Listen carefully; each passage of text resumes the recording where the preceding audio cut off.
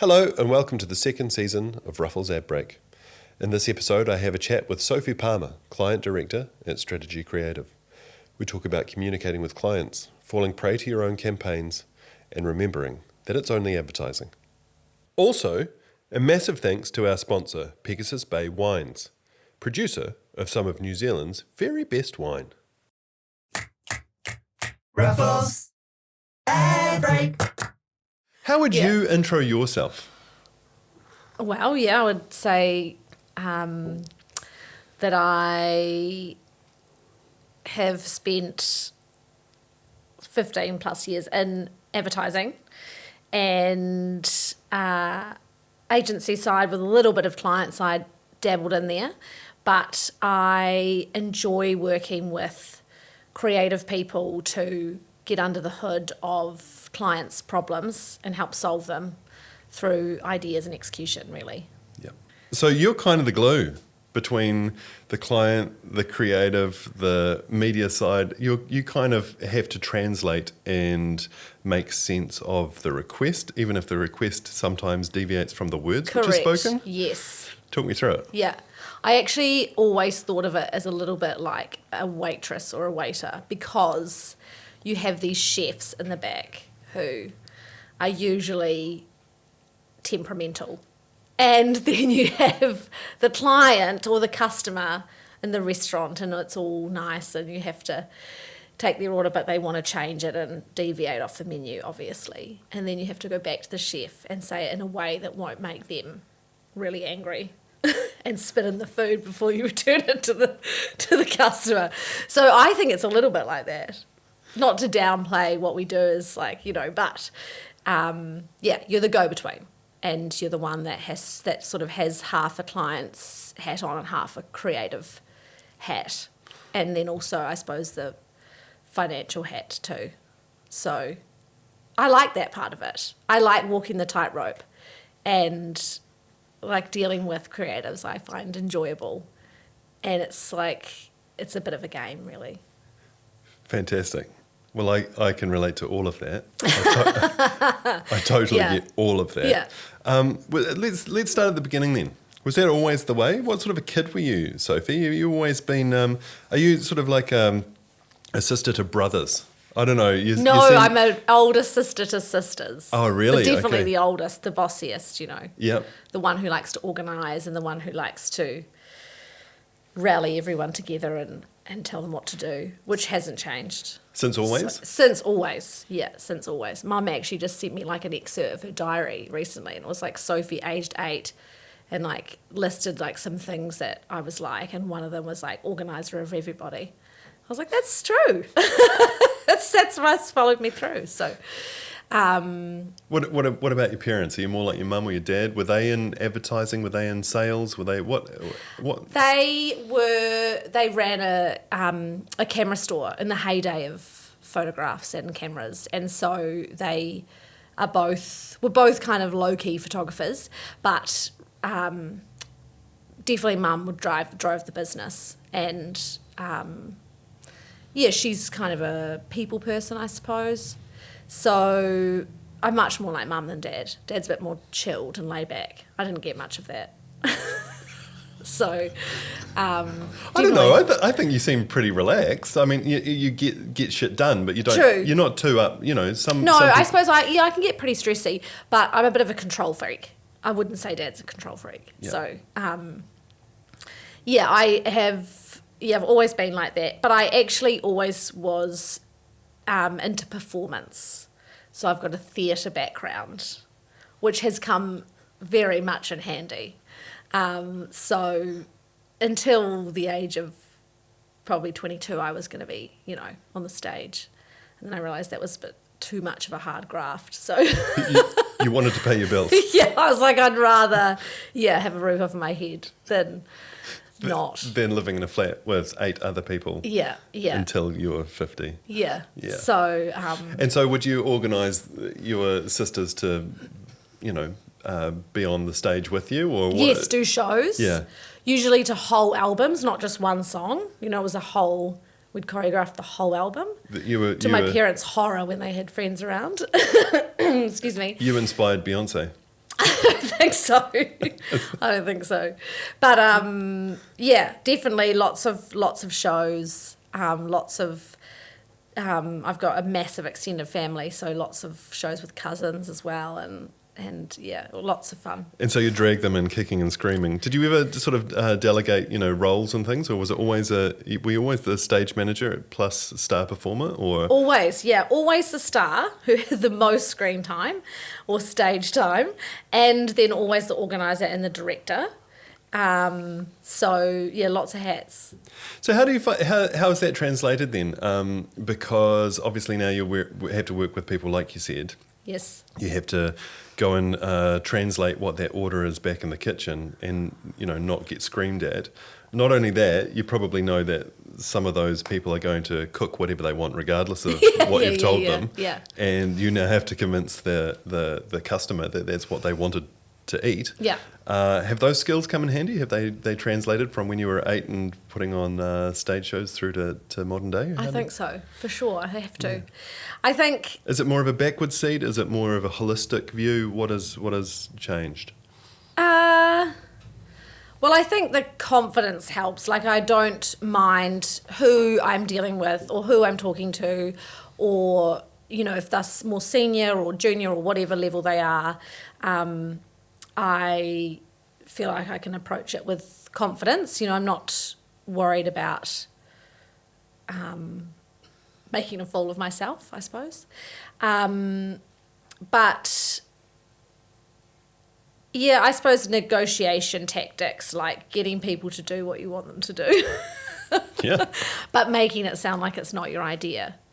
That's been a skill I've probably honed a little bit over the years. It's important. You've got, all of the pieces that need to move. Yeah. So you're responsible for moving them. Yeah. Or getting them moving. Yeah. Because as soon as something stands still, Yeah. death. Yeah, that's true. Yeah, but I don't know. I genuinely enjoy what I do too, and I feel like I have the best interests for everybody. So I'm not trying to manipulate them into a corner that they don't want to be in. It's trying to get the best result. I think that's working with the right people too, right? Because if you all want the best, then it's much easier because you can work towards that goal. Often I've found in the past that often clients with less experience will want what they want, but not know what it is that they want. Yes, and so that's hard. That's a hard place to be, right? That's really hard. Yeah, and they don't really know until you show them. And then sometimes if you show them, they're like, "That's not it." And sometimes you show them early because they've asked you to show them early. Yeah. And you say, "I can't show you early because it's not done," and you show them early and they say that we don't want it. Yeah. So, what do you do? I know. It's tricky, right? Yeah, it is tricky. Really tricky. It is tricky. I think the building the trust is the key thing. And, being able to have kind of open conversations with them so they feel like they're let in on the process but they don't really see everything is better than showing them too early because they don't understand it often. Yep. Yeah. Yeah, agreed. Yeah. Have you always worked? Have you had jobs? Did you work at the camera shop? Did you have Yeah. a paper round? What sort Yeah. of what's your worst job that you ever had? And this is pre-advertising. It could be advertising. Could be I don't advertising. know. But what do you? No, I worked in a call centre for 3 weeks, and then got fired. But I did make one sale, so I feel like I shouldn't really have gotten fired. I think they recruited a bunch of people. It was terrible cold calling. I've always hated sales, but then naturally I sell as part of my job. It's just when it's called sales and it's got like the sales label on it and you have to do the cold sales part. That's what I don't like. I don't want to tell people who aren't in the market for telecommunications that they need that's what I don't like about it. Doesn't work anymore either. No, it doesn't work. It doesn't work. Although my husband's in sales and he's like, if you think what you do is valuable, then it's not really selling, which is true, but it's got to be at least a bit warm for me to want to, talk to them about it. Otherwise, it feels forced. Absolutely. Yeah. I worked for a 2-week stint at a buffet restaurant called Valentine's. Oh, yes. I loved Valentine's. Not my experience. 2 weeks. I'd just been turned down for a job at Burger King. Oh, okay. I don't know, I'm a second year student looking for something over the holidays, and I got a paper thin white shirt, 2 sizes too small, couldn't do the top button up. I think I had a little bow tie, there was a red bow tie which went with it or something, one of the stretchy ones. It was horrific. And because it's a buffet and, you're keeping chicken nuggets warm and bain-maries, and staff got to eat whatever they wanted. Wow, that's a bonus. So I ate a lot for 2 weeks. Yeah. And then went, said no, it's not for you? It's just, I couldn't do it. Just couldn't do it. Right. Because people were going there because there was the perceived value was, I'm going to, for my $12, I'm going to eat. I'm going to have 17 courses. So much food. Yeah. I can't, I'm not having a conversation with someone. I'm literally scraping a table. Yeah, right. Yeah. Well, they weren't really. Debris. Yes. Yeah.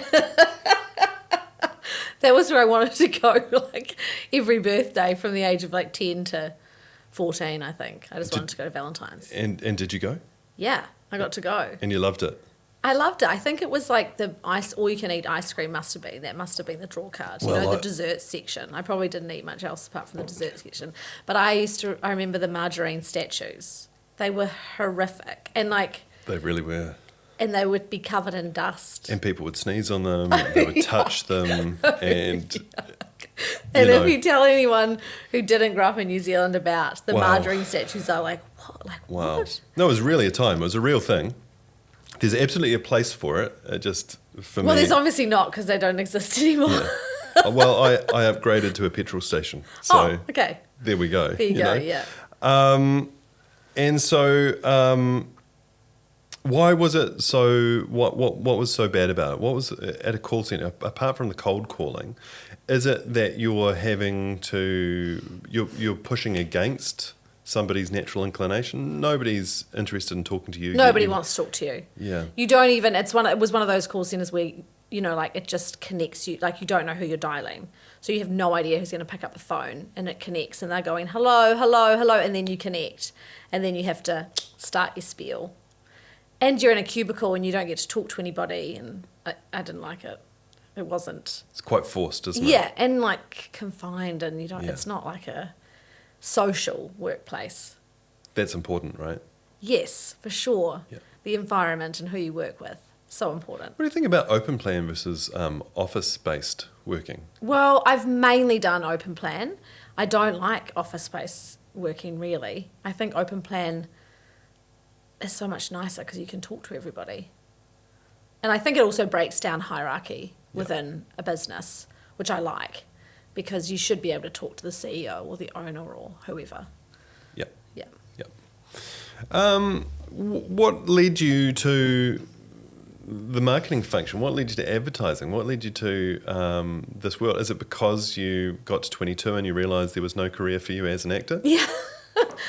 Well, I didn't want to go down that path, Tim. I could have been an actor, I'm sure, but I just didn't choose to pursue it. My bad. Yeah. Actually, I wanted to get into production because when I studied at theatre at uni, we did a lot about what else you could do within, not just wait for the agent to call your phone.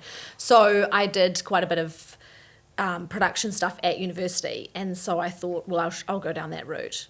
And, I liked organising and I liked those aspects of it. So I was in Australia. I moved to Sydney and I thought, and I was sort of interviewing at some jobs, and they were all sales-based jobs. I don't know what the recruiter was sending me them to for, but I don't know why she was sending me there.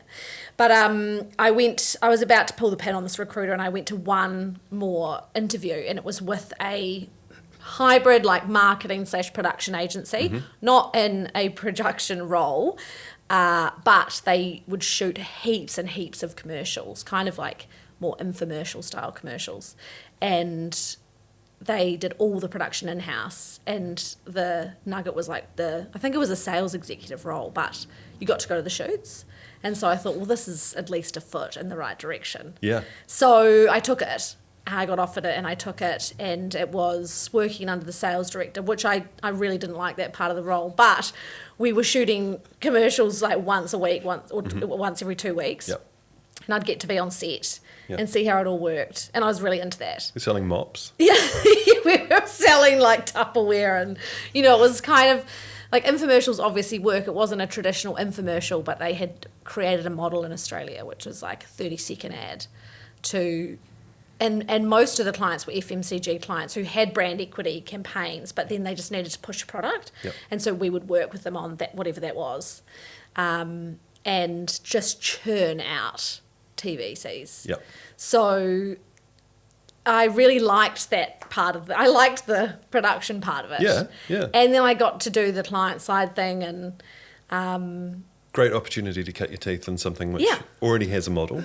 yes. You get to replicate it. Yeah. Eventually, when you know that, you get to change bits and pieces or push Yeah. it one way or another. Yeah, totally. Yeah. So I think I lasted in the sales role for maybe 2 years, and then I said, I hate the sales part of this job, which is meant to be my whole role. I like the client bit and I like what we're doing, but I can't sell Yep. this format because I didn't tell them I didn't believe in it, but it's a hard sell. I found it a hard sell too because I didn't. I think diplomatic approach. That was good. That was a so, save. Yeah. If someone wanted to shift the dial or to promote their brand, I wouldn't say like do an infomercial. Yep. I'd say like invest in your brand in other ways. But I think I must have won a couple of clients randomly a week before I tried to resign, and they said, okay, well, we'll make you an account manager, and so you can just do the farming once they've already come in. Yep. And so I lasted another 2 years doing that. Yep. So I just fell into it. A lot of people do. Yeah. A lot of people do. Yeah. Did you see the opportunity? Were you always one to sort of recognise that there was an opportunity there for you to grow and move within this thing, or were you just sort of having a play at that time, or? I think I was just going with the flow at that time. Yep. And then after about 3.5, 4 years there, we started to do a few more things outside of the format of that infomercial, and we did a couple of ads because we could be cheaper, that were more, branded ads for the likes of a Unilever. So I worked quite closely with the Unilever and Nestle. They were kind of consistent clients of ours. And that's when I was like, this is what I want to be doing. And this sort of strategic thinking is what I was craving behind the, why are you producing this? So then I moved into a traditional agency role. Yep. Did you think, how long did it take you once you sort of moved into that role to know that you were home, or are you still not there, or? I don't think I'm like, this is forever. I think it's... Then or now? Now. I still think it's like, I really enjoy it. I think you go kind of through ebbs and flows as agencies change. You're in different workplaces. But I'm like, could I do this forever? I don't know if I could do it forever. So... Wait until the casting agent calls. They will. Yeah, It's a matter of time, right? Yeah, after this. That's right. This is what did it. Yeah. What's the very first piece of work that you put out into the world? And what did you learn from it? Well, it was probably an infomercial. Do you remember the one? No, I don't remember which one it was. Or an early one? Or I remember we did probably a toothpaste or was always FMCG products. Yep. So a body wash, Raid bug spray was one of them. I have a problem because I used to buy all the like I'm the worst person to be in advertising because anything that I have worked on, I'm just like a sucker for and buy. So working in an infomercial environment where we were producing an ad a week or an ad every 2 weeks, I would just have buy all this random stuff from the supermarket. Raid by the carton load. Yeah, just like we definitely need it. It's more environmentally friendly than the other one. I'd know a lot about it. Yep. So selling to yourself. Yeah, That's yeah, great. yeah, definitely. Well, what do you want to get out of the work that you do? What is it that drives you? I think producing work that you're proud of and that the client's happy of is really what I want to get out of it. Producing great work. There's a satisfaction in completing something too, going from how can we help, working through that, and then to the final, we've worked through it and then the results are good. Yep. How do you qualify great work? What does great work mean for you? I think work that is probably recognised by other people, whether that be, it doesn't have to be awards, but whether it be your peers or whether it be the clients or the client's wider network, work that, we just did a piece of work, which was an internal piece of work for a client of ours recently, and the feedback was so great, and that's really satisfying because Yep. I think the work was excellent, but then for the client to go, oh my gosh, everybody loved it, and that's really rewarding. Great. Yep. It makes it a lot easier, to manage some of the other bumps along the road when you've got some fans Yes. who are Yeah. waving flags. Yeah, totally. Yeah. And there are always bumps, right? There's a lot of bumps. Yeah, and some stuff that you could sort of maybe mitigate, and other stuff which is out of your control. What about timing? So timing with a client or a piece of work, that's important too, right? So specifically, I'm thinking. I suppose there are two things. There's personal, which is you're having a baby or you're getting married or whatever. Yeah, sure. There's that stuff. So there's a piece of work which starts and you're not going to be able to see it through, and therefore blah blah blah. Or the country goes into a lockdown because there's some sort of bug which is going around and it interrupts business, and then business confidence, the market changes or whatever. What do you think about timing? Well, it's like, it's fluid. So it always moves, I feel like we build these really comprehensive timing plans, and I get my team to do like risk assessments. So what happens if, and have all, try and map out all the answers. That helps. So forward planning for any situation, although obviously lockdowns when you didn't think that was going to happen wouldn't be something you're forward planning for. But being prepared for timing changes or issues with timing. We work with a lot of government clients at Strategy Creative, and it's like that's hard because there's timing delays all the time.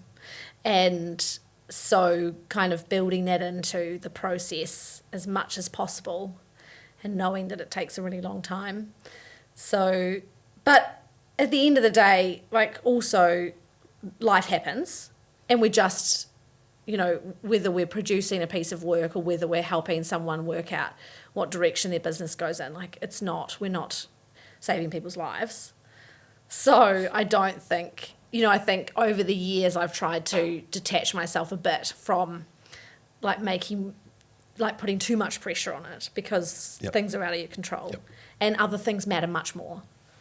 So a bit of perspective, maybe.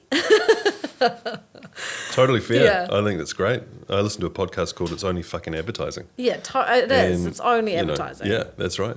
Okay, war story. So a job, a client, a boss, a scenario that went horribly wrong. Do you have one? Or a couple? You don't have to give a name. No. But is there something that went wrong, and what did you learn from it?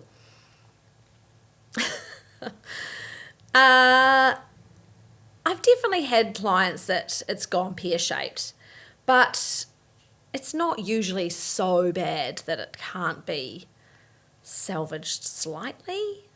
Maybe that's my optimistic view on it. By salvage slightly, do you mean finish the work and say see you next time? Yeah, I think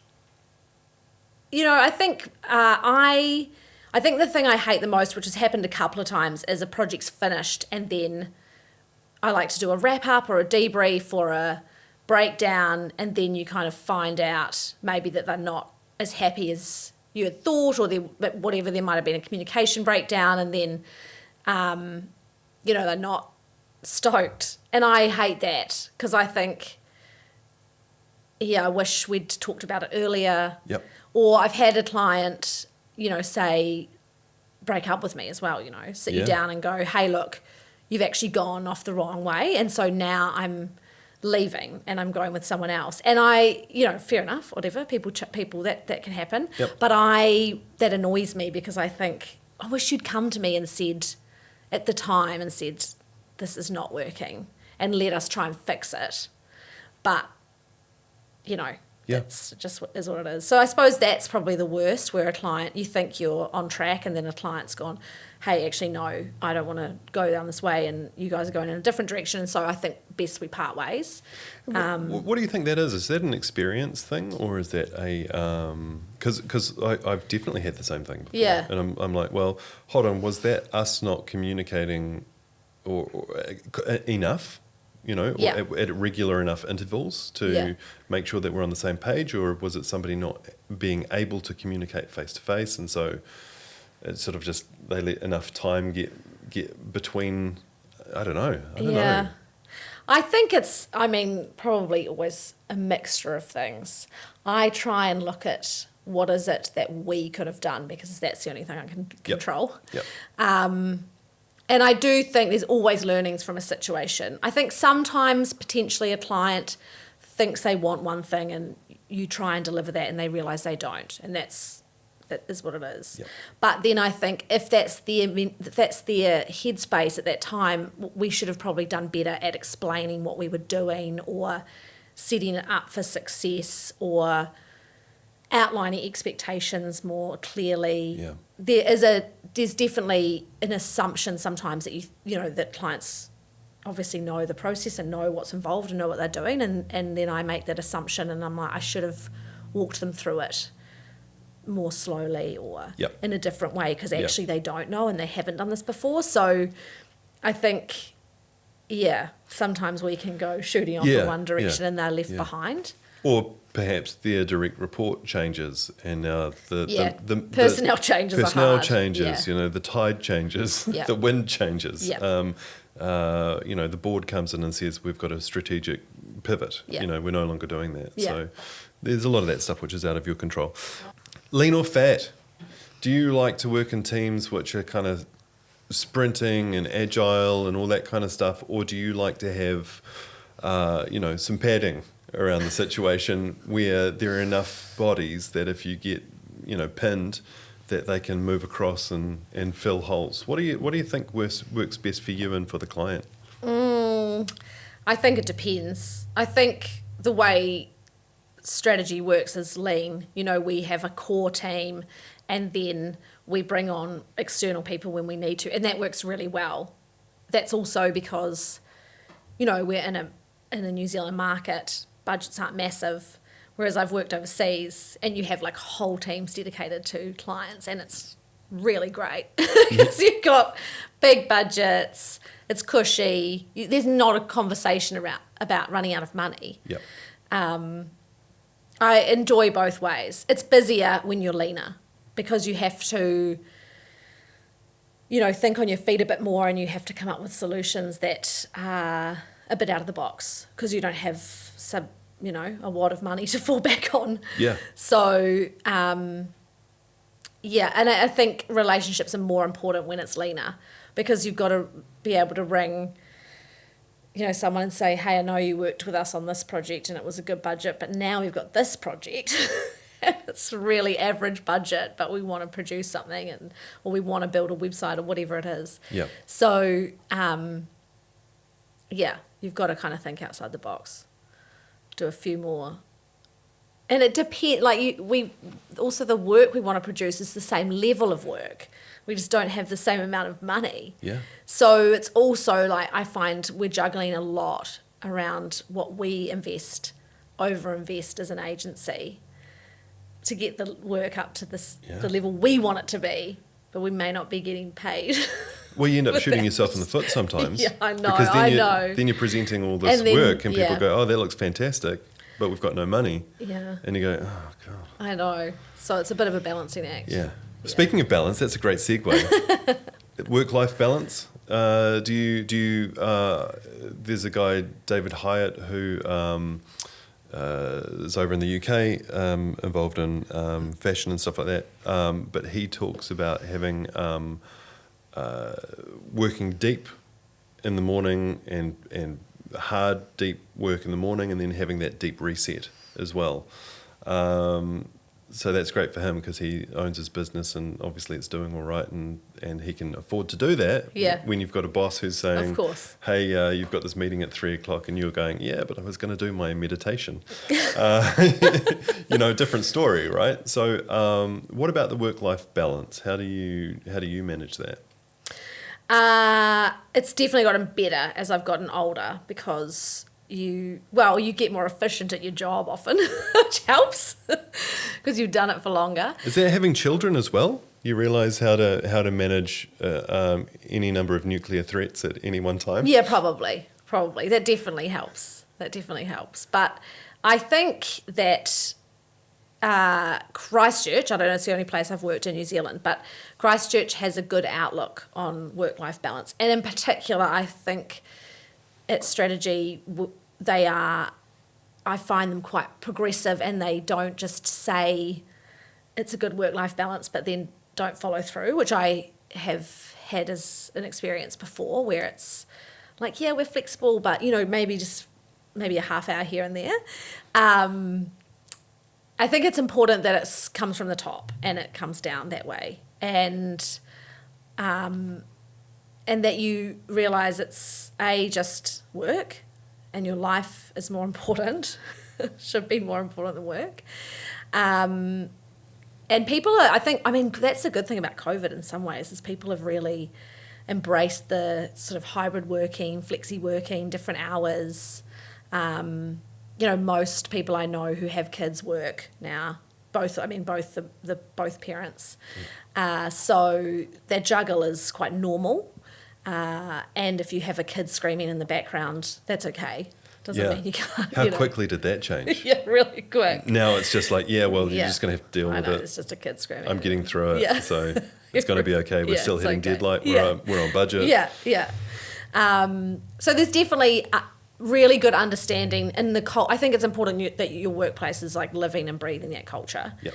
And I know some definitely don't, and I feel lucky to be in a place that is doing that.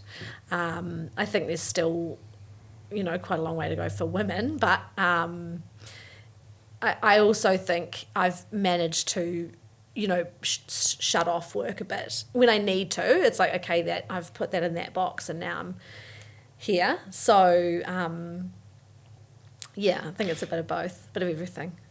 Strong is beautiful. Yes. I know that very well. Yeah. Yeah. That was a campaign that you worked on. It was, yeah. Do you want to tell us a little bit about that? That was for Pantene. I never know which. I think Pantene in the UK. It's Pantene in the UK. Yeah. So P&G. I worked on Strong is Beautiful for many years, and we, worked. For anybody who's listening or watching who doesn't know, all they want to hear you say is Ellie Goulding. Yeah, I know. So let's just get straight to it. I worked with Ellie Goulding, and we're best friends. Yeah. No, we're definitely not best friends, but we worked with we did the European commercials, which actually then I think ran over here, but so did Ellie Goulding and then a bunch of other celebrities from different countries in Europe. And it was so fun because it was huge budgets. I was going to say. Yeah. And we would go and, work towards these like 2 or 3 shoots a year, and we would go and like be in Madrid for 3 weeks and shoot, one celebrity after the other. They would just kind of come in and then we would recreate the same shoot but with a different celebrity, and have like great wardrobe budgets, and it was for hair care, So, and I've before moving back to New Zealand, I always worked with big multinational FMCGs, so I was quite used to it. A lot of red tape. You can't really say much or do much, but you kind of learn to take the little small wins. And the people you work with are awesome. So I enjoyed it a lot. I don't think you could say like we produced amazing creative. Like it's visually, it's pretty impressive because a hair care shoot and a hair shoot is very technical and actually quite hard to do. But so I learnt lots of kind of technical stuff, but no one's going, oh, the Pantene commercial was so good. It's just a celebrity flicking their hair around. Yeah, but that still works, and some pack right? shots. That yeah, still I mean, works. it sells a lot of hair care. When you've got a budget to hire out locations and light it properly and wait for the weather and have celebrities and stuff like that, then that's the endorsement. So yeah, totally. We just don't have that here. I mean, you could have the captain of the All Blacks come and say something about toothpaste. I think that's happened before, but But it's just not quite the same level. No, it's not the same level. And we don't take it. We sort of see through that a wee bit more. Yes, we call bullshit on. Yeah, of course. That celebrity endorsement a little bit more than maybe other countries. So. Yeah, it works really well for sales. Just saying. Yeah, celebs. Get Celebrities, some celebs. international celebrities, Madrid, They're 3 very weeks. expensive though, Yeah. and then they come with a long list of demands. But it's worth it. Yeah. Hold on, no, that's somebody else. Yeah. That's L'Oreal. That's a L'Oreal. competitor. I was going to say Maybelline. Yeah. Excellent. Okay, hey, thank you very much. Thanks for coming in and having a chat, Pleasure. Sophie. And where to from here? You're about to embark on the next what part of life's great adventures? Yes, yep. Just having some. Well, actually, work keeps saying like, oh, you have some time off. I thought, like, work is easier than having a third child. But anyway, none of them have children, so they have no idea. Oh God, there we go. So I'm going to take some time off. Not too much time. I enjoy work quite a lot, so we'll see. But late next year I'll come back and get back into it. Awesome. Well, enjoy that, and thank you for making time for us. Pleasure. And we have a lovely bottle of wine for you from Pegasus Bay. Great. Which you hopefully will enjoy in some months' time. Yes, not many months' time actually. Yeah. I think only maybe one. So excellent, fantastic. Thank you very much. Great, thanks so awesome. much, Tim. Thanks, Sophie. Thanks for listening, Pod Peeps. For more info on how we work or what we can bring to your business or project, get in touch at ruffles.co.nz. See you on the next one.